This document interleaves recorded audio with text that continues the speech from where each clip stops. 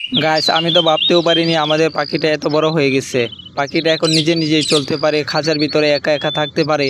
এখন আর তাকে মুখে তুলে তুলে খাওয়াতে হয় না, এখন সে নিজে নিজে খেতে পারে। অনেক দিন বৃষ্টি হওয়ার পরে আজকে অনেক বেশি রোদ উঠছে, তাই বালিশগুলো বের করে চালের উপরে রোদে দিচ্ছি। কিন্তু ঠিনগুলো নতুন হওয়ার কারণে বারবার বালিশগুলো উপর থেকে পড়ে যাচ্ছিল, তাই এদিকে আর দিলাম না, অন্যদিকে চলে গেলাম। সেখানে গিয়ে মুড়ার উপরে দাঁড়িয়ে অনেক উপরে দিচ্ছি যাতে আর না পড়ে। এখানে দেখেন আমাদের বারান্দার মধ্যে কিসের জানি গাছ হয়ে গেছে। এখানে সম্ভবত এগুলা তাল গাছ।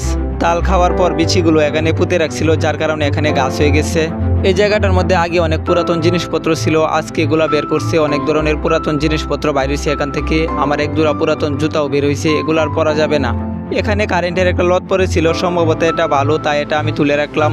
এসব কাজ রাহাদে একা একাই করতেছে, জিনিসপত্র বাহিরে নিতেছে, নিয়ে আবার ঝাড়ু দিয়ে ঝাড়তেছে সে একা একাই। এখন এই গাছগুলো সে টেনে টেনে তুলতেছে। গাছগুলো অনেক ছোট, কিন্তু তার শিকড়গুলো অনেক বড়, যার কারণে আস্তে আস্তে টানলে উঠে না, শক্ত করে টানতে হয়। এখন আমরা চলে আসছি মাটি নেওয়ার জন্য, চীনামাটি নেওয়ার জন্য আর কি। যে জায়গাটা পরিষ্কার করছে এই জায়গাটা লেপবে মাটি দিয়ে। মাটি নেওয়ার জন্য বড় দেখে একটা ব্যাগ আনছি, এটার ভিতরে ভরতেছি। এখন ওরা দুজনে ভরতেছে আর আমি এখানে বসে বসে দেখতেছি। কোদাল বা বেলচা সাথে করে কিছু আনে নাই, এই জন্য হাতে ভরতে হচ্ছে, যার কারণে একটু সময় লাগতেছে। এই জায়গাটায় দেখা যাচ্ছে একটুও পানি নাই, কিন্তু হাত দিলে বুঝতে পারবেন পানি আছে কিনা। পুরোটা পুকুরে এখানে পানি আছে, কিন্তু দেখা যায় না আর কি। তো মাটি দিয়ে এখন পুরাটা ব্যাগ ভরে গেছে।